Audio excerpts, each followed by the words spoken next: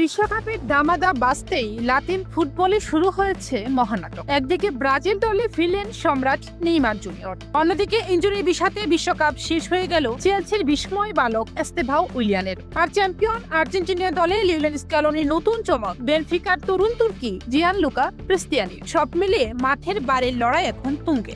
Brazil ভক্তদের জন্য সবচেয়ে বড় খবর হলো দীর্ঘ ইনজুরি কাটিয়ে অবশেষে সেলেসাওদের 55 জনের প্রাথমিক দলে জায়গা করে নিয়েছে নেইমার জুনিয়র। সান্তোসের হয়ে মাঠে ফিরে 12 ম্যাচে 5 গোল আর 3 অ্যাসিস্ট করে তিনি বুঝিয়ে দিয়েছেন কিং ইজ ব্যাক। তবে আমাদের মাঝে বেজেছে বিষাদের সুর। ম্যানচেস্টার ইউনাইটেড বিপক্ষে ম্যাচে হ্যামস্ট্রিং এর মারাত্মক চোটে পরে বিশ্বকাপ থেকে ছিটকে গেছেন এস্তেভাও উইলিয়ানো। কুল কার্লো আলচেত্তির তুরুপের তাস হয়ে পারতেন এই 19 বছর বয়সী তারকা, কিন্তু ইনজুরি তাকে অত্যন্ত 3 থেকে 6 মাসের জন্য মাঠের বাইরে পাঠিয়ে দিয়েছে। অন্যদিকে বর্তমান চ্যাম্পিয়ন আর্জেন্টিনা স্কোয়াডের সবচেয়ে বড় চমকের নাম জিয়ানলুকা ক্রিস্টিয়ানি।